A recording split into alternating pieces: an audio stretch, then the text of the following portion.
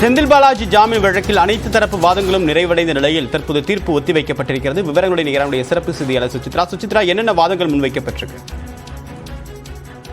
முன்னாள் அமைச்சர் செந்தில் பாலாஜி மீதான வழக்கு தொடர்பான விசாரணையில் தற்போது தீர்ப்பை உச்சநீதிமன்றமானது ஒத்திவைத்துள்ளது மிக முக்கியமாக பார்க்கப்படுகிறது.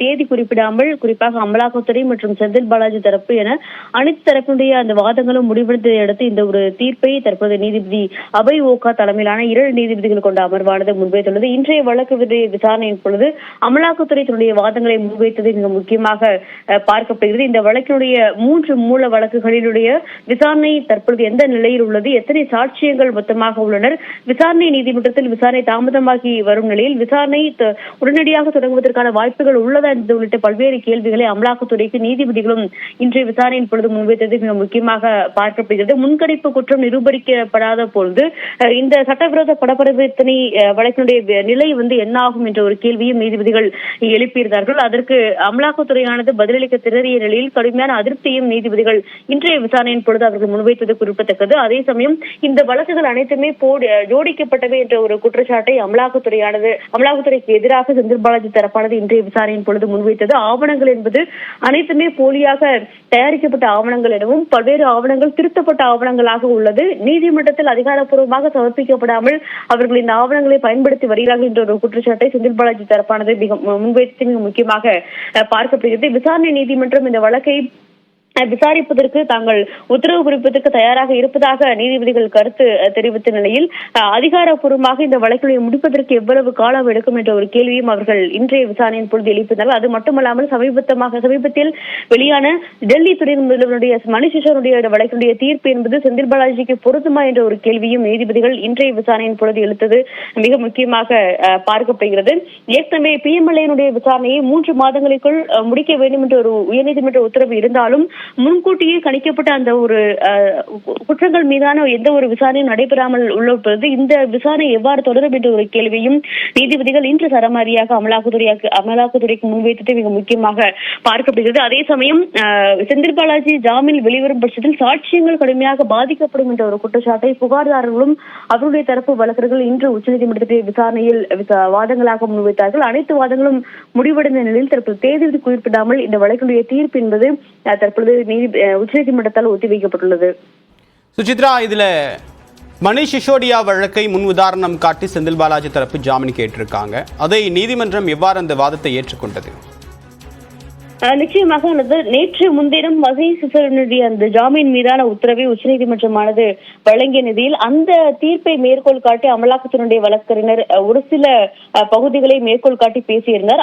அதற்கு குறுக்கீடு செய்து நீதிபதிகள் கேள்வி எழுப்பிய நிலையில் மிக முக்கியமாக இந்த வழக்கில் அதாவது மணிஷ் சிசோடியாவிற்கு குறிப்பாக அரசியல் சாசன பிரிவு 21 கீழே அந்த ஜாமீனானது வழங்கப்பட்டது. உடனடியாக விசாரணை தொடங்குவதற்கான வாய்ப்பு இல்லை என்ற ஒரு கருத்தின் அடிப்படையில் அந்த ஒரு ஜாமீனை உச்சநீதிமன்றமானது வழங்கியிருக்கிறது. ஒருவேளை அமலாக்கத்துறையானது இந்த தீர்ப்பை மேற்கோள் காட்டும் பட்சத்தில் அந்த சட்டப்பிரிவு 21 செந்தில் பாலாஜிக்கு பொருந்துமா என்ற ஒரு கேள்வி அவர்கள் எழுப்பியது மிக முக்கியமாக பார்க்கப்படுகிறது. ஆனால் அமலாக்கத்துறை தரப்பு வழக்கறிஞர் அந்த பகுதியை தாங்கள் மேற்கோள் காட்டவில்லை என்ற ஒரு கருத்தை அவர் தெரிவித்திருந்தார். இருந்தாலும் ஆனால் அரசியல் சாசன பிரிவுகள் என்பது அனைவருக்கும் பொதுவான ஒன்றுதான் என்ற ஒரு கருத்தையும் நீதிபதிகள் இன்றைய விசாரணையின் பொழுது அவர்கள் முன்வைத்திருக்கிறார்கள். மேலும் விசாரணைக்கு காலதாமதம் என்பது யார் வேண்டுமானாலும் காரணமாக இருக்கலாம், ஆனால் ஒருவரை சிறையில் வைத்துக் கொண்டே இருக்க முடியாது என்ற ஒரு கருத்தையும் நீதிபதிகள் தெரிவித்துள்ளது மிக முக்கியமாக பார்க்கப்படுகிறது. செந்தில் பாலாஜி கடந்த 1 ஆண்டாக சிறையில் உள்ளார் என்பதையும் இன்றைய விசாரணையின் பொழுது நீதிபதிகள் சுட்டிக்காட்டி பல்வேறு கருத்துக்களை முன்வைத்தார்கள். இப்ப சுசித்ரா, 1 ஆண்டுக்கு மேலாக செந்தில் பாலாஜி சிறையில் இருக்காரு அப்படின்றத நீதிமன்றம் கவனத்தில் கொண்டிருக்கு.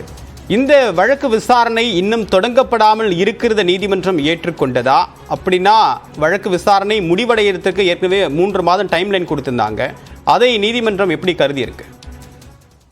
நிச்சயமாக இந்த வழக்கை பொறுத்தளவில் 2 பகுதிகளாக இந்த வழக்கை உச்சநீதிமன்றமானது கருத்தில் கொண்டு பார்க்கிறது. மிக முக்கியமாக ஒன்று, உச்சநீதிமன்றத்தினுடைய அந்த உயர்நீதிமன்றத்தினுடைய உத்தரவின் அடிப்படையிலான அந்த 3 மாதங்களுக்குள் விசாரணையை முடிக்க வேண்டும் என்ற ஒரு உத்தரவு. அது மட்டுமல்லாமல் பிரெடிகேட்டிவ் அஃபென்ஸ் என அழைக்கப்படும் அந்த முன்கூட்டியே கணிக்கப்பட்ட குற்றங்கள் என்று அழைக்கப்படும் அந்த ஒரு பிரிவு, அதனுடைய விசாரணைகள் தொடங்காமல் உயர்நீதிமன்ற உத்தரவின் அடிப்படையிலான ஒரு ட்ரையல் நீதிமன்றத்தினுடைய அந்த விசாரணை என்பது நடைபெறுவதற்கான வாய்ப்புகள் இல்லை என்ற ஒரு கருத்தான் இன்றைய விசாரணையின் பொழுது நீதிபதிகள் தெரிவித்திருந்தார்கள். இந்த PMLA வழக்கினுடைய விசாரணையை விரைந்து முடிப்பதற்கான ஒரு உத்தரவை உயர்நீதிமன்றம் உத்தரவாக பிறப்பித்திருந்தாலும் முன்னறிவிப்பு குற்றத்தின் விசாரணையை முடிக்காமல் அதை எவ்வாறு செய்ய முடியும் என்ற ஒரு கேள்வியும் நீதிபதிகள் இன்று மீண்டும் அமலாக்கத்துறைக்கு எழுப்பியிருந்தார்கள். அப்படியானால் ட்ரையல் கோர்ட், அதாவது கீழமை நீதிமன்றத்தினுடைய விசாரணை தாமதமாகும் என்பதற்கான ஒரு பதிலை அமலாக்கத்துறை வழங்க முடியுமா என்ற ஒரு கேள்வியும் நீதிபதிகள் எழுப்பியிருந்தார்கள். ஆனால் அதற்கு அமலாக்கத்துறையானது இன்று பதிலளிக்கவில்லை என்பதன் காரணமாக அமலாக்கத்துறையின் மீதான ஒரு அதிருப்தியும் நீதிபதி அபய் ஓகா இன்றைய விசாரணையின் பொழுது முன்வைத்தார். தகவலுக்கு நன்றி சுசித்ரா.